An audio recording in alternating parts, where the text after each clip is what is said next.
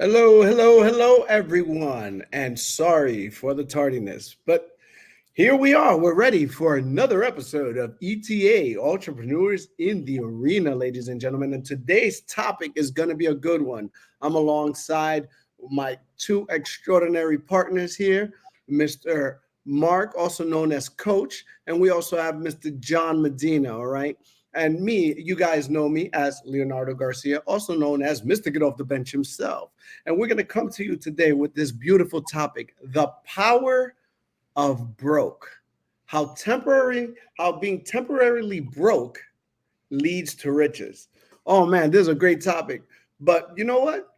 I'm just here to introduce it for now. I'll be back with my opinions. I'm going to pass it over to Coach, Coach the extraordinaire. Go ahead, Hey, Coach. thank you, What do Leo. you think about that, sir?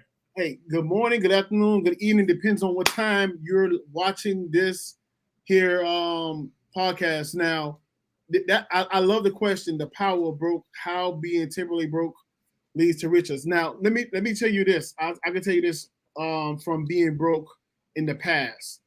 Um, Being broke makes you very creative. And I always tell people, even when I made it, when I felt as though I had a lot of money, I lost my creativity. So I remember even when I first started sales, life insurance. When I didn't have the money to purchase leads, I got very creative and I started canvassing the neighborhood. I started learning how to get better at my scripts. I learned how to properly walk to the door and door knock, and I properly learned how to introduce myself, and I properly learned how to sell myself because I was broke. I didn't have the money. I didn't have the capital to purchase leads because I always felt the leads was very very easy. The person knows they're very aware that I'm going to be calling them. They're aware of what they want already. But imagine putting yourself in a position where this person doesn't know who you are and what you have to offer. So when my back was against the wall, when I didn't have the capital to get leads in order to run my business, it made me very creative. And coming out of that being very creative, it made me a better salesperson when I did that. So I owe it to myself and everybody that's coming in the future. That's a gift to them because I was broke. If I always had money, I would never be able to challenge people the way I'm challenging them now. I will never be able to tell you, hey, look, say this at the door because I've been there, so I know exactly what they're going through. So it worked out for me. So, John, looks like you wanted to say something. You wanted to piggyback off what I was saying. Yeah, no, I'm right on with you, man. Listen, there's nothing more that can pick your creativity or shut you down than when you temporarily are experiencing a cash flow delay, right? AKA known as broke temporarily. All right, because nothing's permanent, right? Mm-hmm. For anyone that may be going through it right now, everything is temporary. Everything. All right. So when it comes to that, I definitely agree with you, man. The level of creativity that you come up with when you have that pressure on you that, hey, I got a bill due tomorrow, man, and that money ain't there yet. All right. So two things could happen. One, paralysis analysis. You get you get taken back, you get frozen, you get paralyzed, you do nothing, right? But for most people, and I could say this for more people, is that we have the killer instinct. And when we know something is due, that urgency kicks in. Mm-hmm.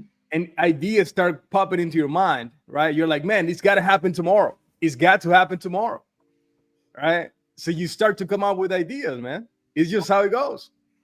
All right. So we're going to dissect and dive into some of the things that some of our own experiences. That's what we want the people to hear today. What are some creative ideas that we personally came up with? Because I'm sure all three of us have been there at some point of our life. I've been there a gazillion times. Unbelievable. All right. What are some of the things that we were able to creatively get out of and what went through our mind at that point, right? So let's go back to Mr. Get off the bench himself, Leonardo Garcia. What you got, man? This Can is you share? funny. It's real funny. I can. I actually shared a story today. Um, but I'll tell you this. I don't know if it's creativity. You guys are maybe more creative than I am. But for me, I think it kicks in a survival mechanism. Refusal to fail, refuse to die, refuse to just not put your head down. And sometimes even a stricter line of focus. I was sharing this with an agent today, actually. Um, I remember 5 years now when my brother passed, right? I remember when he passed, there was a situation. The situation was financial. Um, I worked in New Jersey doing door to door, knocking on doors. For those of you that don't know, I'm in the insurance industry at that point and still am now. And my brother and I was staying with my mom while my brother was in hospice in New York City. Now, from 6 in the morning to about 12 or 1, I was with my brother, and then I had to cross a bridge, knock on doors until 9 o'clock to come back. I did that as a routine. But for some reason, when I was doing that for survival, certain amount, trying to stack up and help my mom out. But when that flat line hit, there was a different switch inside of me. I don't know what it was. It wasn't just working from 1 to 8. I guess this is what, when you say creative, this is what I guess I got from it with this story. I wasn't just following leads and knocking on doors and following my map. I was knocking on doors. I don't know if you guys seen. I joke about this now, and I use this as an analogy. If you're my age, you've seen Tom and Jerry back in the days. That when they see people, all they see is hamburgers and hot dogs because they were hungry. Well, I had to come up with 20K in a matter of 3 days. If I did not come up with that money, every day after was a $500 refrigeration charge from the funeral home. And unfortunately, my mom didn't have much at that time. So I remember knocking on doors. Anybody who would cross my path, if I shook hands, one of my friends, I say, "Hey, what you doing? How you doing? Where you been? How you feel?" That was me pitching. I'm gonna tell you how I'm doing. I'm gonna tell you what you need. And fortunately and unfortunately, I had to relive this moment every time I ran into somebody because they tell us stories sell, right? Well, I had a real life story that just literally happened, most likely the day before, because it would happen at 3 in the morning. So it happened that day that I was not presenting what we were taught. I was not presenting a flip book. I was not presenting with a computer. I was presenting what I was going through, what I went through, what my 43-year-old brother, what just happened to him because he didn't believe in insurance and didn't have something to cover himself. What we're going through as a family that's small. I don't have a big, tight-knit family. We didn't have nobody we can call. I wasn't going to do a GoFundMe. We didn't have time for that. So what I was using when I was talking to people was real. They were looking at my eyes. They were feeling my soul. They were feeling my presence. That's the only creativity I had. And I had 3 days to make it happen. And needless to say, I'm very proud of myself this day because as the youngest of 3, I was able to do that for my mom and my brother and give them the proper type of funeral. But I don't feel anybody should have to do that. But that moment, I was broke. And it led me to work from a place of hunger. It's nothing deeper than digging deep and dealing from a place of hunger. Now, John, you mentioned the word pressure, right? I've always said could have been stolen, but it caught, people you say pressure causes diamonds, but pressure does one of two things. It makes diamonds or it busts pipes. I always choose to want to shine and create a diamond. At the end of the day, I think it matters to the things because that kind of pressure can make you fold, and being broke can make you fold and go down a real depression type of hole that you don't want to go down. I think it matters as to what is your why, what is your purpose at that moment, and who are the people behind you. You know, we live in a world that people forget. You know, there's a lot of people I run into this. I don't need nobody. Look, I'm gonna be honest with you. In my opinion, we all need people. I need at least one person. I need somebody. I'll be humble enough to say I need somebody to be able to tell me I see this in you or you can do this. Because sometimes you just don't have the enough, as much as you want to think you do, sometimes you don't have that willpower to pull you up, especially when so much is pulling you down. So to have that right person in your ear or have your back, I think is everything when it comes to those situations of being broke. Because I've been there and think everybody's been there multiple times. It's not just once.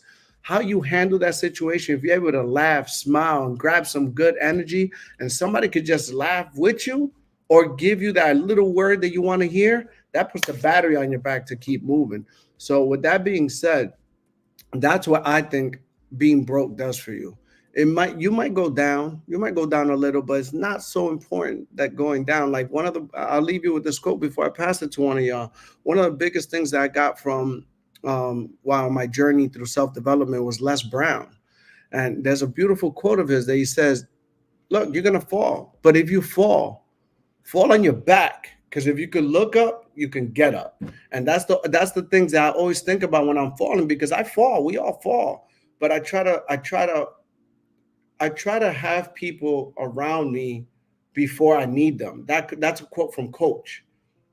Have people, like, talk to people. In my situations, I like to have people before I need them. So I give as much as I can of myself. So when I do need them, I know that automatically they're gonna pull me up, just because it's a knee-jerk reflex. We live in a world of give and take. And if you always give, eventually one day is gonna be your turn to take. And I'm very grateful that I have always had at least one person.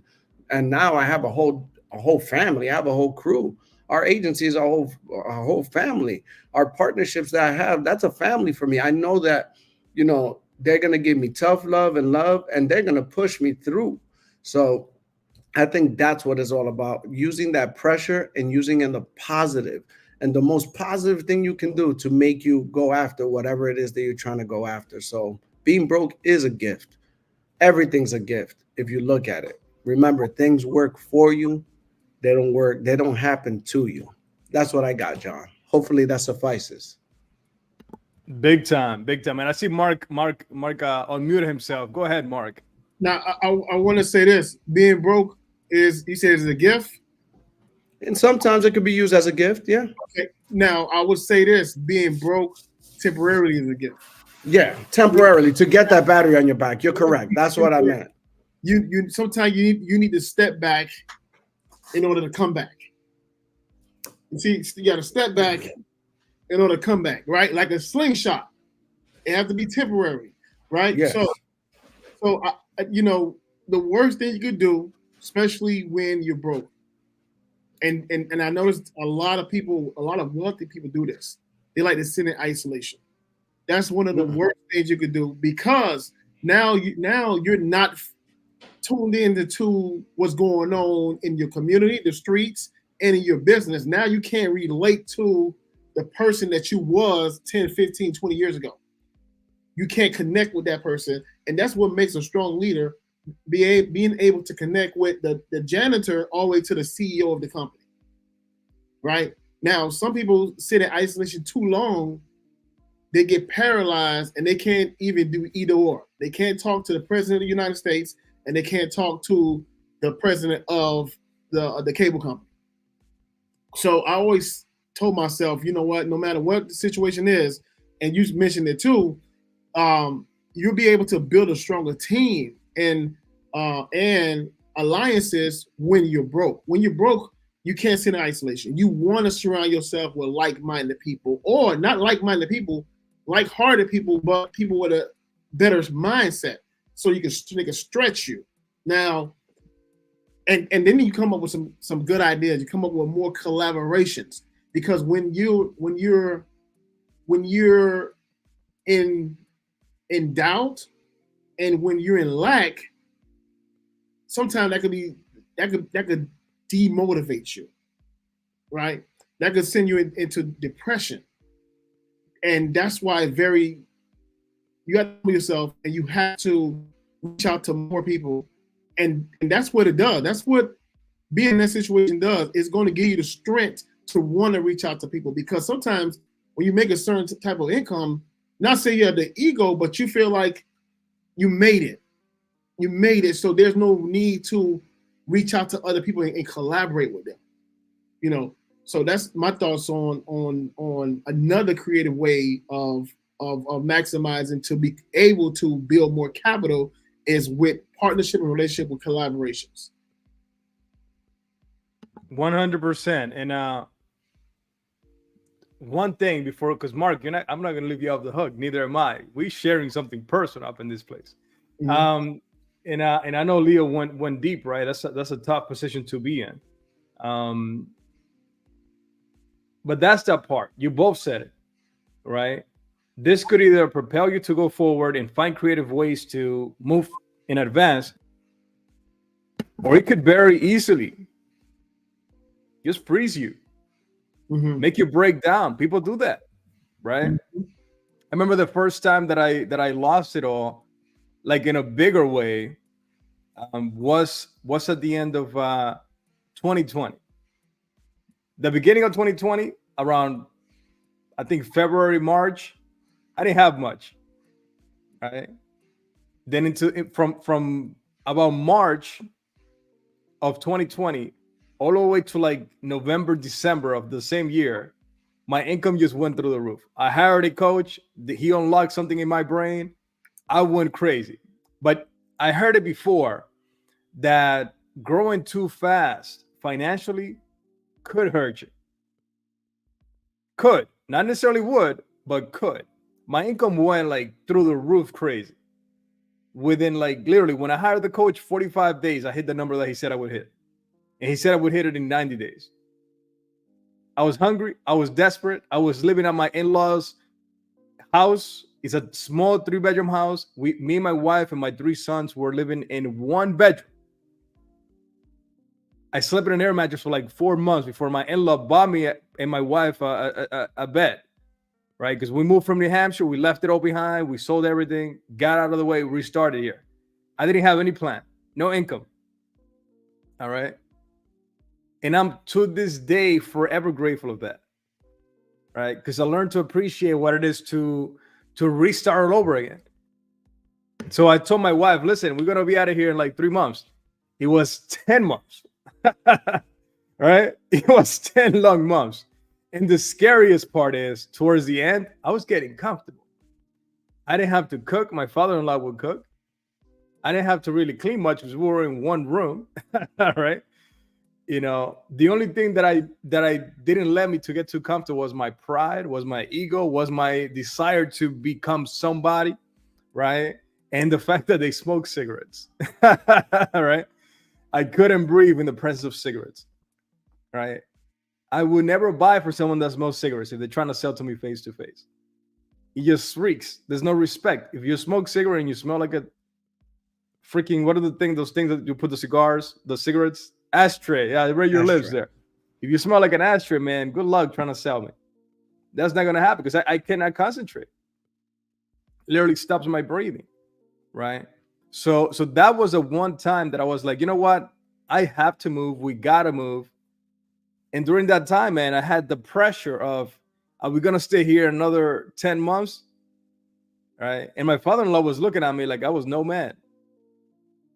He tried to respect me, but you know, when you read people, they were starting to lose respect for me. Right? I'm like, dude, I cannot be that person. I married his daughter, his only daughter, by the way. He passed away now. I married his only daughter, and the one thing he said to me, kind of jokingly, he said, "Don't you dare give her back." But he also said he has a shotgun in his house because I used to wear tank tops, what they call a wife beater. So he thought it was a wife beater, right? And he goes jokingly, right? You ever put your hands on her? I have a shotgun in my house, right? So things like that kind of like, man, you want to walk around with people respecting you, right? I always say this: if you don't respect you, if you don't respect your dreams, if you don't respect your goals, if you don't respect your daily freaking discipline, why the heck would I get out of my way to respect any of that for you? That's just how it goes. Because you can tell people when they walk in a room whose self-respect, their demeanor demands respect. They don't have to say it. All right? But that's the power of being broke. It's like, hey, are you going to let it tear you down and bring you down and keep you down? Or are you going to get up and get creative? Because trust me, when your back is against the wall, you're either going to burst like a pipe, right? Or you're going to come out like a diamond, like Leonardo said. So you kind of got to pick your battles, all right? This is why, like Mark said, you have to have people in your corner and have them before you need them, all right? But also, there's a little caveat to that. That's not to say that you need people. That's not, because what happens now when people think that they need somebody else is they start blaming that the fact that they don't have that person in their life, that's why they're not achieving the things that they haven't achieved in their life. Now they're playing the blame game. By the way, I went through a phase in my life, and I'm going to put this out there, that I blame my wife for a little bit. I'm like, dude, your energy is not matching my energy. You got to bring the heck up. So I caught myself there for a little while, blaming her for, for whatever reason. But it wasn't really her fault. It was my fault. Right? So I took back that responsibility, because this is what happens when you take the responsibility, when you take the fault, even if it wasn't your fault, now you're in control to fix the situation. When you give blame to somebody else, like passing the ball. By the way, I got off camera for a minute because I dropped my squeeze ball. I don't know if you guys saw me looking down. I'm like, I got to need this squeeze ball around here, man. But listen, when you take control of the ball, when you take control of the situation, you take responsibility, you can fix it now. But when you pass it on to somebody else, you're powerless now, mentally. Somebody else has the key to your door and you're stuck on the other side. You're screwed. All right? That's just how that goes, man. But that's one of many scenarios where I was broke and my back was against the wall. Mark, I want to hear yours, man. Everybody, drum bro, right? Y'all heard. I said it off about me not having no leads, having to walk in the community and knock doors. That's something I was very uncomfortable doing, man. Okay. Because remember, I was a lead machine. So that means that if I didn't have the money to buy the leads, well, actually, they wouldn't finance the leads to me because I was in debt. Right? They wouldn't finance them, and plus I didn't have the money to get them. So that's why I went door knocking and canvassing in the community. But I have several stories about me being in my back behind the wall. Now I remember when I proposed to my wife. Right? I proposed to my wife on April 1st, 2013. Right? I was making good money. I was doing okay. Wait, hold on. You said April 1st? Yes. Did she say, like, man, stop playing with me? Now I met my wife on April 1st, 2010. So you met on April Fool's Day. I met on April Fool's Day. So I told her, I said, you know what? And we always celebrated our anniversary from 2011, 2012. So 2013 come, we get dressed, we go to Red Steakhouse. Y'all ever heard of Red Steakhouse? Nope. This is where LeBron James, Dwayne Wade, and Pat Riley made that deal to bring LeBron James to the Miami Heat. So this happened like 6 months before I took her to this restaurant, beautiful restaurant, nice steakhouse. So I'm about to propose to her. But before I proposed to her, I broke up with her. I said, look, things is not working out. I don't think I'm the one for you. I don't think you're the one for me. So she's shaking. She's nervous. She's upset. So I pushed the table and I got on my knees and I proposed to her. So riding back to drop her off home, this woman already knew the day we was getting married. She said, we're getting married June 28th, 2014. Because she was talking to her mom about it on the phone. I'm like, whoa, we didn't even talk about a date yet. So, so me, the time is flying. So she came to me, hey, look, this is how much we need. I think she said $45,000, $50,000 in less than 45 days. So guess what? Now my back is again on the wall again, right? So that pressure right there set me on fire. And then that's when I figured out, you know what? I am in total control. I can make as much or as I want because I'm in position to do it. And I chose to do it when I flipped the switch, like you said earlier, Leo. And when she gave me that date with that bill, my mind flipped the switch. We ended up getting married on that same day, she said, and we've been living happily ever after. It's been 10 years now. 2014, June 28th. So now let me ask you this, John. When you didn't have the money, let me flip it. What would you tell somebody, because that hiring your coach changed your life? What would you tell somebody that they mentally tell themselves that they can't afford a mentor coach to take them to the next level? What was going through your mind when you was going through what you was going through in order for you to afford to pay for that coach, your mentor? I'm gonna be honest, man. That man had some grace. I had some grace on him or him on me or something, right? I was dead broke. I had about $600 on my bank account, right? And the coaching program per month was $2,500. And I told him, dude, listen, this is where I'm at. He saw it on my face. I have the recording somewhere, by the way. I think somewhere. I don't know if I deleted it of embarrassment, but it was on Zoom, right? And I was like, man, I want to do this. Sounds amazing, but I don't have the money to get started right now, man. And he goes, John, I could see the desperation on your face. And how much you have right now to put her a down payment? I said, dude, I got like $600 on my account. He goes, like, can you put 500? My heart started beating, right? Going. Poof, poof, poof. I was like, man, I'm already broke. I'm about to go eat these $600 anyways. So he goes, listen, you know what? I'll let you come into the program 100%. Put the deposit. I'll give you 2 weeks to come up with the other $2,000. I went in the program hungry, dude. Like, dude, like I was like excited like a kid. I told my wife, I can sign up for a program. She goes like, blah, blah, blah, like a very bland reaction. Because again, I was sitting there at her parents' house. All right. Yeah. And I go like, oh yeah. And by the way, it's $2,500 a month. She goes, what? I said, yeah, it's $2,500. I got to come up with the other 2,000 in 2 weeks. But at some point, she kind of like believed in me, right? She was like, all right. And I just went into that program, man. Listen, he gave me 2 weeks to come up with $2,000. The next week, I had the $2,000.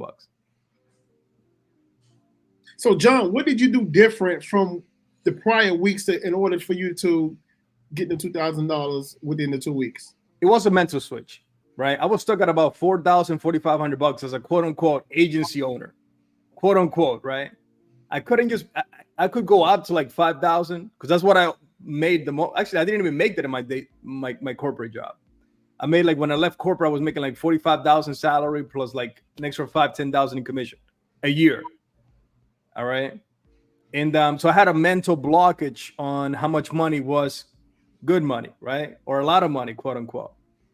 And then I started going in the group chat on Zoom, right? They had coaching sessions throughout the week. And I started seeing this guy making 35,000, 45,000. This was this dude making with his wife from his living room, selling coaching program, making over 225,000 a month. Just him and his wife, no staff, no employees, nothing. Just selling coaching programs. Now I'm sitting around. I'm like, dude, what? There's a level for this. I didn't even know that was even out there. Except it was just me.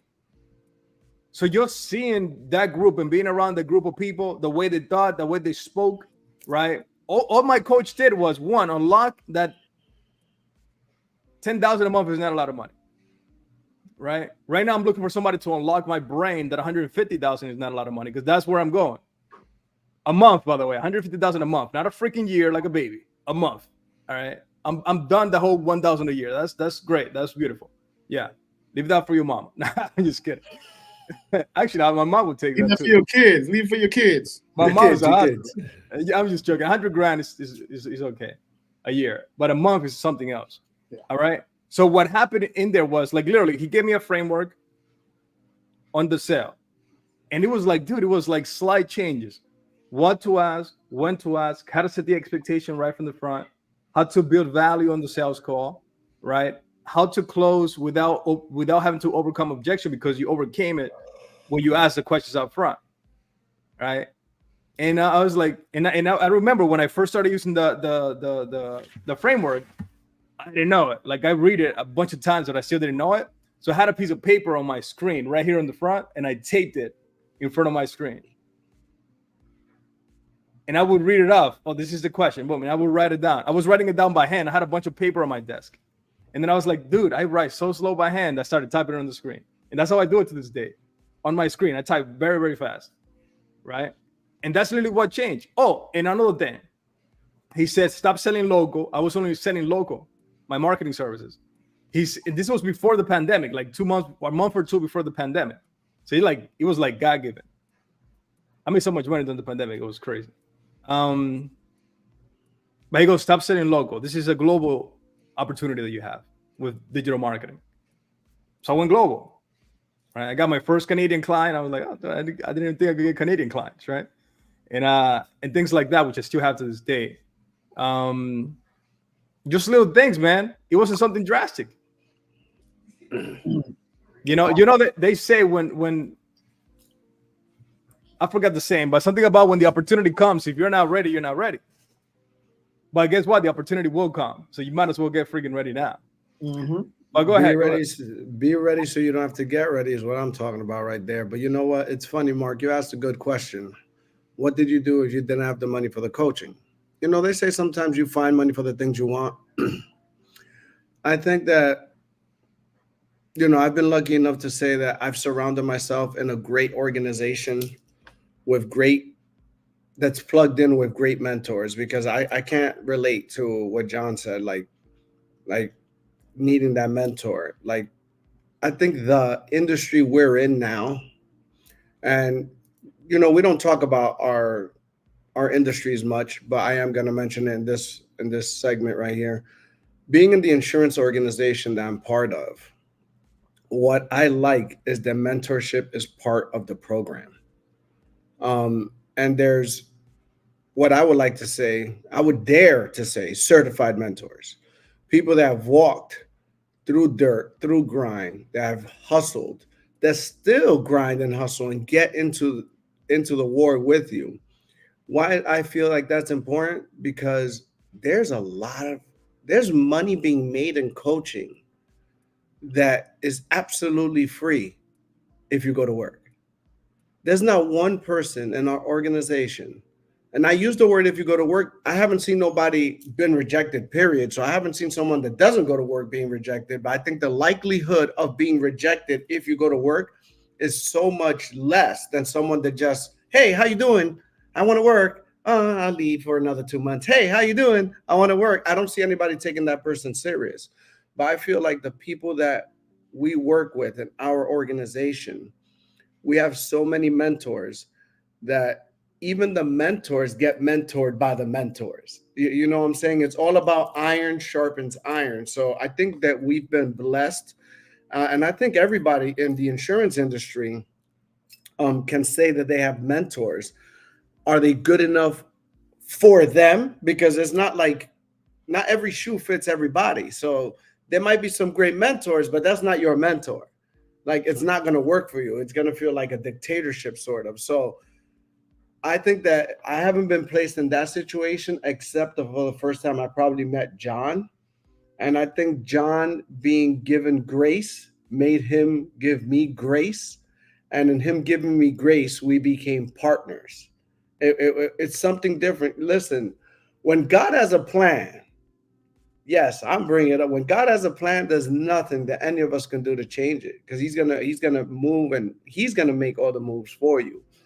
But that was a little digression. To say what I was really saying is that one of the things you can do as an individual that's broke, and I'm talking to the viewers more, is do your research and get involved in, listen, there's a lot of Facebook groups I don't even know. There's so much support out there nowadays that's actually free. And worst case scenario, I'm going to give you the number one mentor. Ready? if you know there's somebody out there that you like, adore, really moves you, there's so much free value being given out. You can go to YouTube and spend hours, because all that motivation does is gas. All that is gas, guys. Gas for the car. It fills up and it can empty out just as fast. Just fill up your tank, tap into what your why is to use that as a pull, because the motivation pulls you. When you're inspired, it pulls you. So you got push and pull, and now you have a positive direction in which you're going in that can get you that temporary gift and Coach, you hit on the head. It is a temporary gift. Do not stay there. The best part about being broke temporarily and coming out of it is that if it happens a second time, guess what? You get out of it much faster because now you got the blueprint. Now you got the GPS. Now you know what you need and you just go. So get that motivation you need. If you don't know what a why is, there's a book on it. Find somebody to teach you how to get your why, because it's not as easy as some people think. Some people say, I do it for my kids. That's not enough. You got to dig a little deeper. There's something deeper there. You just got to know what it is. Get your why, and now you got the tools to pull you out of being broke. So I think that with that question you asked is like, what do you do if you don't have the means? You got the time. You're going to pay one way, money or time. Money or time. So when you don't have the money, you got to make the time. That's what I got with that one.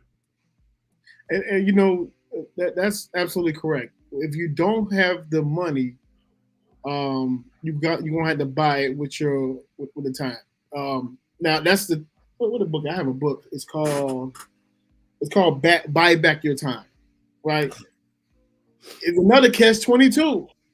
You know, when you have money, you want to buy back your time, but then you lose some of that creativity and that grit once you have the capital. But then again, hey, you have it now. Now you don't have to be as creative. Now you can surround yourself with people that's as creative, but they can use your capital now. You know, so resources. Now you can turn your money to resources now. So I think that's a great point you made, man. 1,000%, man, and you threw some nuggets in there, right? Yeah. Obviously, there's a lot of free information out there, right? Now, I'll tell you this by experience. In 2020, even though most of that, if not all of it, was out there for me, but you probably heard the saying of what you do not know, you don't know. All right. So and keep in mind, from 2017, I think it was 2017 or 2016. I think it was 2017 when I launched my social media marketing agency, right? All the way to 2020. So let's call it 3 years for the heck of it, right? For 3 years, I didn't unlock by myself what I unlocked in 45 days with a paid mentor. 3 years, I never made more than like 6,000 in a month. I'm just throwing numbers out there, right? They're realistic. I never made more than 6,000. For me, 6,000 was like, oh, cool. I can pay my bills and I got a couple bucks to mess around, right? So I was cool with that. Small thinking. This back then when I paid $1,000 a month for rent. All right. Now I wish I paid $1,000 for rent. All right. Yeah. Good luck with that. I mean, you could pay $1,000 if you go some, good luck. You're gonna have to come out with an armor vest on, but just kidding, guys. But that part, listen, something happens. Like Myron Golden says this.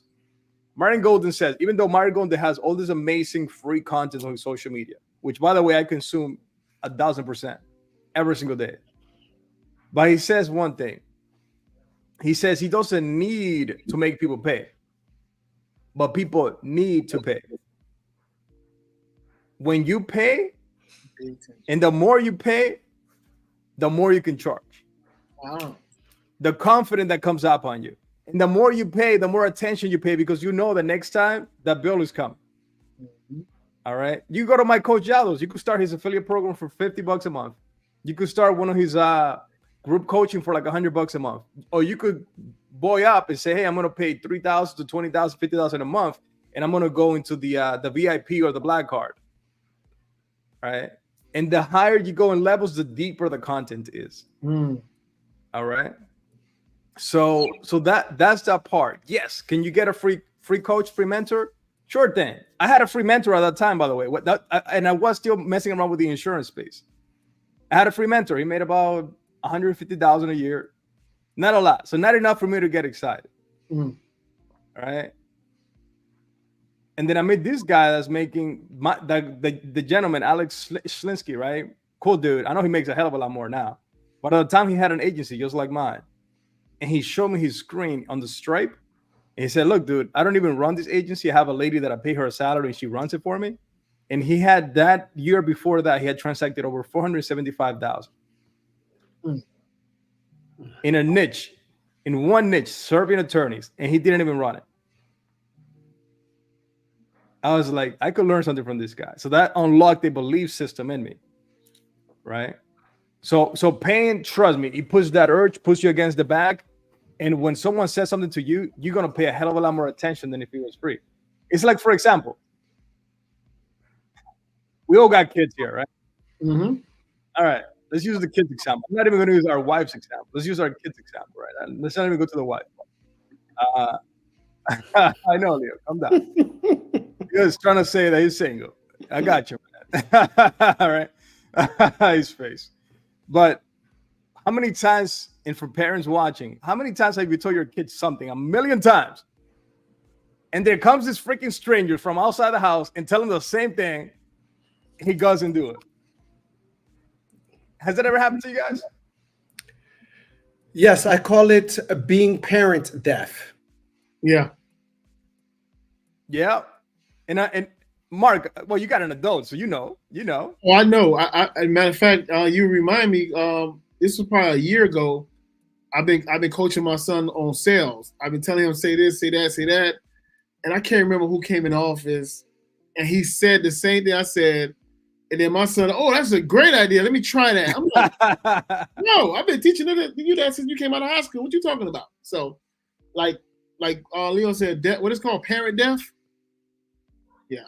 It's like Charlie Brown. Wah, wah, wah, wah, wah, wah, wah, wah, wah, wah, wah, wah. Yeah. So that's a thing, man. And the same thing happens once you get a coach and you listen to them over and over and over, but you fail to implement what the coach says. Now you stop believing in that coach. Right. That's just how it goes. It's not the coach's fault. But when you listen to the coach over and over, and one thing I see with sales organizations, and no, I'm not picking on you guys, but I'm picking on you guys, right? Is that they have so many freaking trainings. I'm involved with another organization that I'm still in the chat. I'm not gonna say who they are, but I just saw that they posted the other day. I'm just nosy as heck. I'm in their Telegram. They haven't kicked me out. Cool people. I love them, respect them, right? But I looked and I'm like, bro, from the morning, like 4 hours in the morning training, and like 5 hours in the evening training. I'm like, bro, when do they have time to actually go and sell? right. It's like training over education diarrhea, right? This is like back in corporate when you spend like 80% of the time in a meeting that could be said in a freaking email. You know, they're feeding their creativity. It's like, dude, listen, if I was running a sales organization again, and I know one sales organization that's in Miami, they have a 23,000 square foot facility in the insurance space, by the way, and I know them. They got a 23,000 square foot building that they purchased for themselves, for their office only, for their downline and sideline and whatever, right?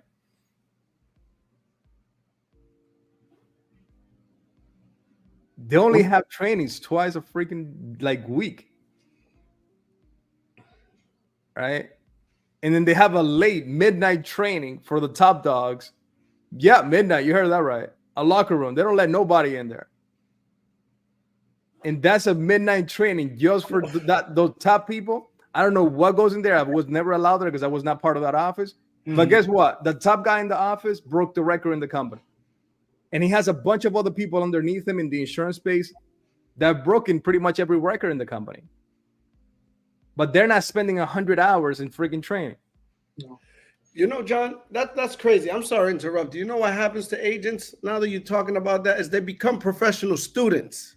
Dude, they become cheerleaders, man.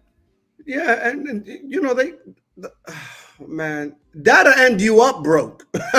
The best experience is actually going and doing the work. That's what's going to teach you the most.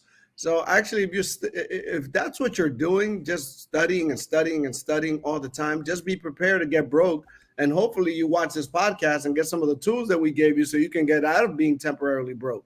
Because you can't be a professional student. And that other comment that you said about pointing at people, I want to leave the people with this before we ever forget this. Next time any of you want to point at somebody, remember when you're pointing one finger at somebody, look how many fingers are pointing back at you. So every time you say it's your fault, John, I'm 3 times as fault because I'm pointing 3 fingers back at myself. So it just hit me like you were just saying, like, when are they doing their job? And I do not like the fact that you just gave a 12 o'clock midnight locker room idea to the man that has a hat that says cash flow over ego on his head. He looked at you differently when you said that, like, That's what I... Yeah, because I have a coaching call at 7:30 in the morning. So I'm thinking midnight might be a little bit much more, huh? Hey, I don't know what these guys doing there. Honestly, they wouldn't even allow other teams in the organization to go in. That's how seclusive they are, or whatever the word is. exclusive, yeah. Exclusive, but is it? There's another word, but that one goes well. You're a principal, man, from a school. You were, so I'm gonna take your word. All right, but whatever's going on in that organization, they don't even tell corporate what they're doing. But the one thing that we can all testify, the people that know what organization I'm talking about, right there in Miami, close to you, Mark, you could see guys every month, several people in the organization just jump in ranks, right? And several of them that are $1 million earners with the company, like $1 million a year. All right, so whatever they're doing in there is just freaking working, man. And they and by the way, a little caveat to get Mark excited, they're all Spanish. If you go there and you don't speak Spanish, they put little translators on your ears to translate what the guy's saying in Spanish. Oh, wow. They don't even translate English from up there. Everything is all in Spanish. And most of them are Colombian. Oh, I love that organization. I'm like, dude, I don't know what they're putting on that powder over there, but man, them Colombians got something. Leo got it. But that's the whole point, man. It's like, dude, like, for example, look, how many times do I meet with my coach? How many meetings do you think I have with my coach on a daily or a weekly basis? Once a week. Once a week. How long, you think? How many hours? 1 hour, I'll say. An hour and a half. Because he ain't got time. Yeah, he got no time for me. He got no time for nobody. And by the way, I'm one of those small dogs in there. That gets me excited. All right. That gets me excited when I'm in a room with guys that are buying the houses I want to buy, that are buying the cars I want to buy, that are traveling where I want to travel. Right? They're eating on 3-star, 4-star Michelin freaking restaurants every day. Right? I'm not that fancy yet with the whole Michelin thing. I had to Google it. What the heck is a Michelin restaurant? Right? And I'm probably saying it wrong anyways. You know? Yeah, because I don't know what the Michelin restaurant. I know what the Michelin Man is, the tire shop. I know that. I'm probably saying it wrong. Are you talking about that all-you-can-eat meat type of restaurant that they? No, no. That's like a Brazilian crap. You see, none of us know what the Michelin star, 3-star restaurants are. It's like top restaurants where you're paying like $500-600 for a steak. That comes with no sides, by the way. That's every place downtown Brickell in Miami. So yeah. Oh, by the way, I can't wait. Yeah, steakhouse. Yeah, I know, right? Yeah, that would give him an idea. I mean, hey, for everybody to know what the heck is going on, me and Leo, like 2 dogs, we lost the bet against Mark. I ain't gonna say what the bet was, but he swept the floor with us. It was a competition, right? So we're gonna have to do it again, and next time I'll tell you what it is when we win. All right. Yeah.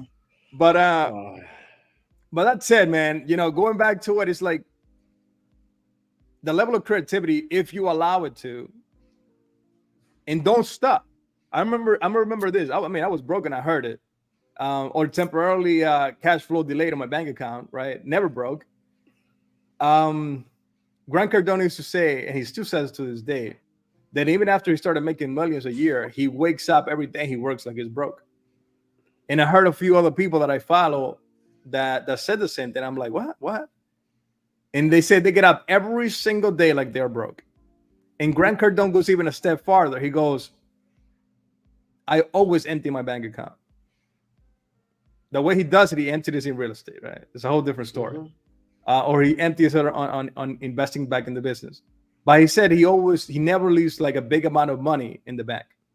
Makes you comfortable. Big time. Not only that, money's like water. Money loves to circulate. Money loves to be being used. Money's worthless, man. You could take as many bills as you want, put them on top of a desk, right? And you're gonna die with it. All right. You could be hungry, you're not gonna eat the dollar bills. You gotta exchange it for food, right? And it has to circulate for it to make sense. That's right. All right. So that's that part, man. I mean, let's leave the viewers and listeners with something here is this. If you're experiencing like cash flow delay, aka brokenness in your life financially, get creative and start thinking in your mind, what do you want instead of what you do not want? Because this is the other regressive thing that happens to all of us, is that we start to focus on the problem and we start to focus on the thing we do not have. We start to focus on the thing that we lost. Now, we don't have any mental, spiritual, physical strength to focus on the things that we actually do want. And you keep recreating with your past a present that is a picture replica of the past that you just experienced. That's what they call what is it? Being in a rut. Is that what they call it when you're in sales? Yeah, being in a rut. Yeah. You just keep replaying the same day over and over. And remember, or not remember, you guys don't know this, but when I went through those phases, the last time that really happened really, really bad, I started having panic attacks at night. I used to wake up in the middle of the night with panic attacks. Couldn't breathe, like trying to catch my breath. And it got so bad to the point that I tried to hide it from my wife, but it got so bad to a point that I started telling her every time it happened. And then she would calm me down. But it got so bad, I could feel it through my entire body. One time I thought, actually, last year, when it last happened, right? Because again, when you lose something, if you focus on the negative things, it could go really, really bad very, very fast. All right. And I think it was last year I had my last panic attack. Well, not my last panic attack. It's not mine. By the way, that's another thing with sickness. Don't say it's mine because they ain't yours. All right. I experienced a panic attack. That crap ain't mine. I don't want it. Thank you very much. The devil could take it back. Right. But last time I experienced it was last year. And then I noticed, okay, I was overweight. I had a lot of goals and dreams. I wasn't doing the work to reach it. One thing is having a vision board. Another thing is and I like this guy. He actually came from the insurance space. And he said, I don't believe in goal setting. I know, right? That's what we all put that face when we hear it. We're like, I don't believe in goal setting. He goes, no, I believe in task setting. Doing the tasks that is going to take me to the goal that I want. Like, for example, one of my big goals right now is to buy my first house, which sometimes I hear my coach saying, don't buy a house. I'm like, I got you. Because eventually, let's say you buy a house based on what you can afford, and then your income will go through the roof, but then you got to like go through hell to sell it. All right. So I'm like, man, that's another thing there too. That's a whole nother story for another day, man. But the whole point is this. Do the work every single day. What's the work? This guy, Jados, besides Alex Schlinsky, I'm going to remember both of these men for the rest of my life. So is my wife, so are my kids. Because every time that I've been touched by this two men, not physically, by the way, no homo, but every time that I've been impacted mentally to grow as an individual, right? My kids and my wife benefit from it. And they see the difference. And they know exactly who I'm getting coached by. Right now, I'm getting coached by Jados. Whatever Jados says, I do. Jados says, hey, start a coaching program, start charging $100 a month. I look at him what he said. He said it to me directly because it's in a group coaching, but I asked him, and he goes to this. $100 a month? I'm like, what? But then I did the math. Let me do the math. Can I do the math with you guys real quick? Oh, yeah, let's do it. Let's run the numbers. For a guy that makes over $100 million a year, that drives 11 cars, of which 4 of them are Lamborghinis. I only won one, right? For now, at least. And he drives pretty much all the cars I want. He has the 6 specs I want. He has the beach house I want. He has the lifestyle I want. And he tells me, start your first coaching program for $100 a month. Don't attach any service, anything else to it. Just the coaching. Teach him what you know, because he knows I can make money with what I do, right?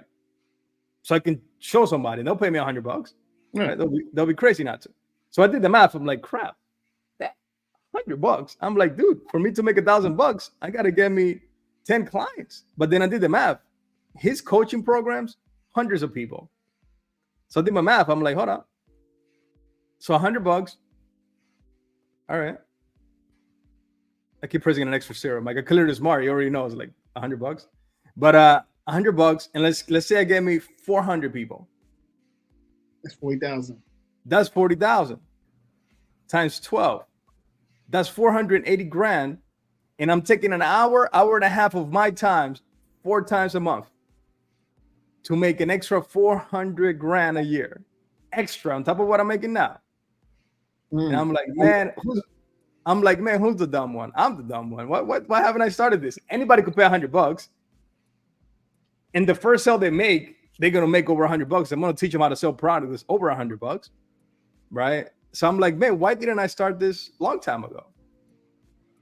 Because with one of my digital products, I don't even like to see the amounts because people think I'm bragging, but easily over 10,000 with one product.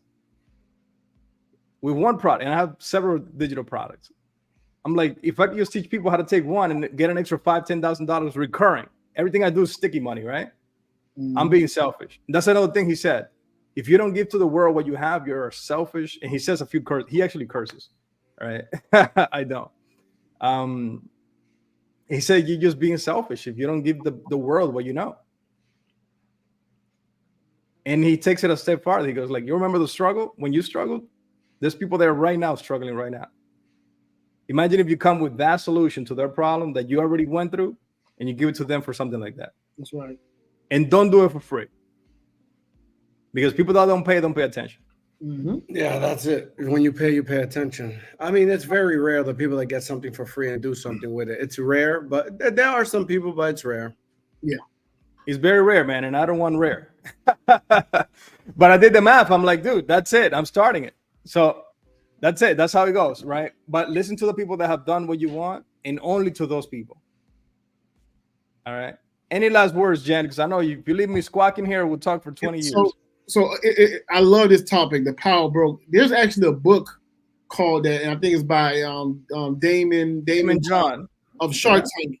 And for me reading the book, my biggest takeaway was do not play the blame game. Like what you were saying earlier, Leo. The finger you point at, guess what? I'm pointing 4 back at me. So let's not play the blame game. Always have a self-reflection, figure out why you're in this situation. Is God trying to tell you, hey, you have to go through this in order to make yourself better? Because there's 100,000 people that's going to go through that, and he needs you to go through it first so you can teach people how to get out of it. So you need to have self-reflection and stop blaming others and blame yourself. So that's what I got. All right. So, John, you gave yours, so I'm going to close this out, guys. Here's my message, man. Again, we repeat this. Things are not happening to you. They're happening for you. If you're broke at the moment, take that gift, persevere, find your gas, your motivation, find your why, your inspiration, and start guiding yourself to get out of that hole. Create your blueprint as you're getting out. So if you ever fall back, you already know how to move forward. Stay strong, man. Reach out to people. I mean, look, some people on this platform right now. Share it. Let people know there's other people in the rut, as John was talking about.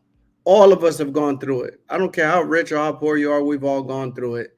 And we all have the keys to get out.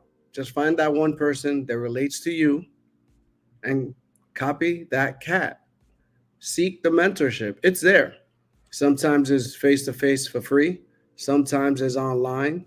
But the mentorship is there. Learn to read between the lines. And when you read, I'll leave you with this one. When you read Reading is not enough.